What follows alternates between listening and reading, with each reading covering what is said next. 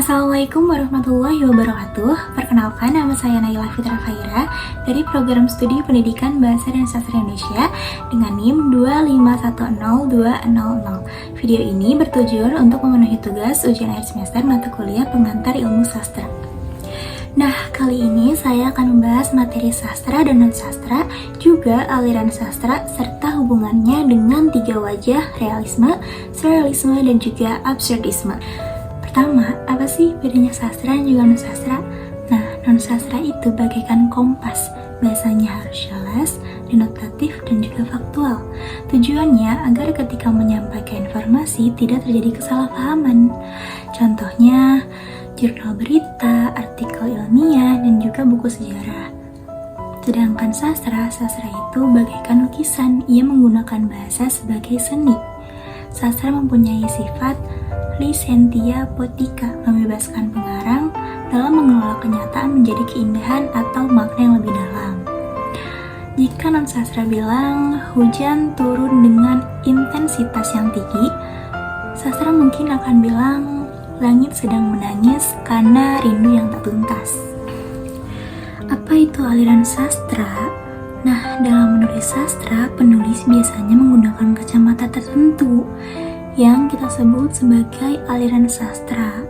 Aliran adalah paham atau gaya yang dipilih pengarang dalam memandang dan menggambarkan dunia. Ibarat pelukis, ada yang suka gaya potret nyata dan ada yang suka gaya abstrak. Aliran ini sangat dipengaruhi oleh kondisi zaman, sejarah, dan kegelisahan si penulis. Inilah yang menentukan rasa dan cara bercerita dari sebuah karya. Sekarang, kita akan bedah tiga kacamata besar yang sering digunakan: realisme, surrealisme, dan absurdisme. Kita mulai dengan realisme. Aliran ini ingin menjadi cermin kenyataan, tidak ada yang ditutupi, tapi mempunyai tiga wajah unik. Yang pertama, realisme sosialis, fokus pada penderitaan rakyat kecil.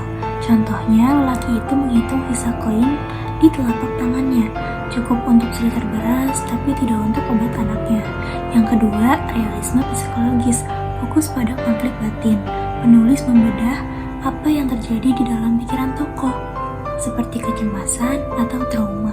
Yang ketiga, realisme magis, ada unsur ajaib tapi dianggap normal. Contohnya, setiap nenek bercerita, kunang-kunang keluar dari pori-porinya menerangi ruangan. Kami mendengarnya dengan tenang, seolah itu hal yang biasa saja. Ciri utama realisme adalah 1. Objektivitas, menggambarkan kehidupan apa adanya, termasuk sisi kelam dan detail yang tampak sepele. 2. Karakter yang manusiawi, tokohnya bukan pahlawan super, melainkan manusia biasa dengan masalah ekonomi, sosial, atau batin. 3. Latar detail, tempat dan waktu digambarkan sangat spesifik, misal Jakarta tahun 1945. Terakhir, logis, ceritanya mengikuti hukum alam dan logika dunia nyata. Contoh karya Keluarga Gerilya oleh Pramudia Ananta Tur. Adikku, banyak orang yang jadi dokter atau mister hanya karena orang tuanya mampu membiayai atau dia diongkosi oleh orang lain. Itu tak mengagumkan. Hanya orang yang kuasa mengangkat dirinya sendiri jadi dokter atau mister atau insinyur dengan tenaga dan kekuatannya sendiri. Itulah yang patut mendapat pujian. Itulah tandanya orang yang betul-betul punya kemauan. Selanjutnya ada surrealisme. Jika realisme adalah cermin, maka surrealisme adalah kacamata yang pecah atau logika mimpi. Ia menggabungkan hal-hal yang tidak mungkin bersatu di dunia nyata untuk menyentuh alam bawah sadar. Contohnya, pada pukul 7 pagi, matahari tumpah di piring sarapanku, seperti telur mata sapi. Aku memakan waktu dengan sendok perak, sementara bayanganku melompat keluar jendela menjadi sekawanan burung hitam. Terasa aneh bukan? Tapi disitulah letak seninya.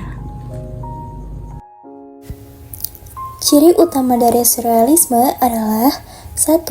Asosiasi bebas, menggabungkan benda atau situasi yang tidak berhubungan secara liar, misalnya seperti dalam mimpi.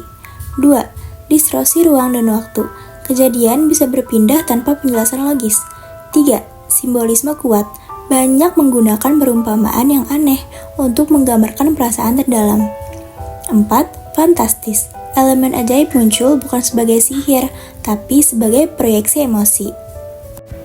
Contoh karya puisi-puisi Sutarji Kalzoum Bahri yang berjudul O Amu Kapak dan cerpen-cerpen Danarto yang berjudul Godlop. Terakhir, absurdisme. Aliran ini memandang hidup sebagai sesuatu yang tidak logis dan juga konyol. Tokoh-tokohnya sering terjebak dalam situasi tanpa jalan keluar dan tanpa tujuan yang jelas. Bayangkan dialog ini. Budi, kenapa kita berdiri di sini? Bani, menunggu bus. Budi, tapi jalan ini sudah tutup sejak 10 tahun lalu. Bani, memang. Tapi menunggu adalah satu-satunya hal yang membuatku merasa sedang hidup. Absurdisme mengajak kita melihat kesia-siaan hidup manusia dengan cara yang jujur, meskipun terasa konyol. Ciri utama dari absurdisme adalah 1. Plot struktural. Cerita seringkali berakhir di tempat yang sama saat dimulai, atau tidak ada kemajuan. 2. Ketidakjelasan identitas. Tokoh terkadang tidak punya nama, masa lalu, atau motivasi yang jelas. 3. Dialog yang tak nyambung. Percakapan antara tokoh seringkali terasa kosong atau berulang-ulang. Terakhir, kekonyolan atau gulge humor. Situasi yang menyedihkan tapi disajikan secara konyol atau tertawa di atas kesia-siaan. Contoh karya Ziarah dan Merahnya Merah oleh Iwan Simatupang. Nah, jadi benang merahnya adalah sastra adalah wadahnya dan aliran adalah bumbu atau cara pengarang untuk menyampaikan pesan. Realisme berbicara tentang bukti nyata, surrealisme tentang mimpi, dan absurdisme tentang kebingungan eksistensi. Baik, demikian yang dapat saya sampaikan. Mohon maaf apabila masih ada kesalahan. Terima kasih atas perhatiannya. Wabillahi taufiq wal hidayah. Wassalamualaikum warahmatullahi wabarakatuh.